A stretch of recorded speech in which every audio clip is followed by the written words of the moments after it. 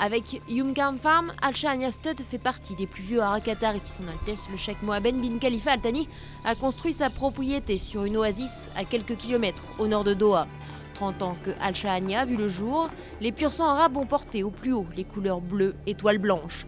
La politique d'Al Shahania Stud veut depuis quelques années faire des achats intelligents avec les pur sang anglais. Pour l'instant, il n'y a que des pur sang arabes, mais il y a dans l'idée d'avoir des pur sang anglais, notamment donc, et dans l'écurie de course et dans l'élevage, mais voilà. On préfère de faire des choses proprement que trop rapidement, parce que si on le fait trop rapidement, on achète des chevaux qui n'ont pas vraiment de but à la fin. Bien sûr, des gagnants de groupe 1, tout ça, même s'il n'y a pas beaucoup de pédigrés, ça peut être des bases de pédigrés, mais on aime bien acheter dans les juments, dans les familles de base.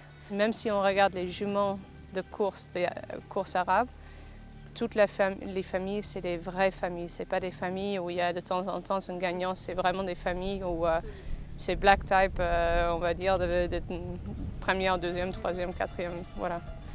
Ça continue pendant des générations. Cheikh Mohammed, donc, il a deux passions quand ça vient aux chevaux. Il y a les courses et il y a le show. Donc les courses, c'est partagé. Avant, c'était que des pur sang arabes. Maintenant, de petit à petit, on a acheté des chevaux pur sang anglais. Donc l'année dernière, on a pu voir Flotilla, on a pu voir Vorda, des chevaux comme ça.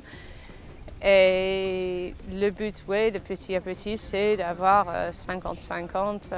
C'est l'élite des chevaux de course arabes ici. Et il aimerait bien faire la même chose dans les pur sang anglais, d'avoir les élites de pur sang anglais. Pour le moment, une quarantaine de pur sang arabes est entraînée, chouchoutée par Julian Smart et son équipe à Al Shahania. L'entraînement est tenant du titre de l'Emir Sword. Le but de la saison est bien évidemment de le conserver lors du festival. Le défi est sur la bonne voie car l'écurie a remporté les préparatoires le mercredi 5 février. On peut pas se plaindre, on va dire. Oui, les deux grandes courses ont été gagnées par donc Alanga, qui est né élevé par Al Shahania, et Assi, qui est pareil, né élevé par Al Shahania et qui est même né élevé ici au Qatar. Alanga est internationale, donc elle est d'Angleterre, mais Assi est né ici, dans un des box derrière nous ici, et il a grandi dans les champs qu'on voit dans les reportages. C'est le but ultime de la saison au Qatar, c'est vrai.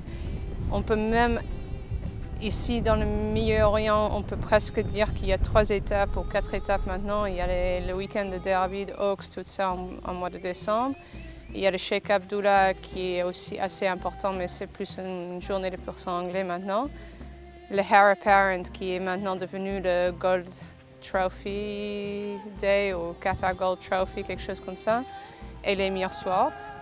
Donc ça, c'est les plus importants au Qatar. Et ensuite, on passe sur Dubaï. C'est important pour les courses de Qatar d'avoir de plus en plus des chevaux étrangers qui viennent pour courir contre nos chevaux parce que c'est important de voir les niveaux ici et c'est important pour les niveaux de course ici au Qatar. Ensuite, on a aussi des occasions, bien sûr, pour les envoyer en France et en Angleterre, aux États-Unis maintenant, pour courir là-bas aussi, qui sont assez sympas.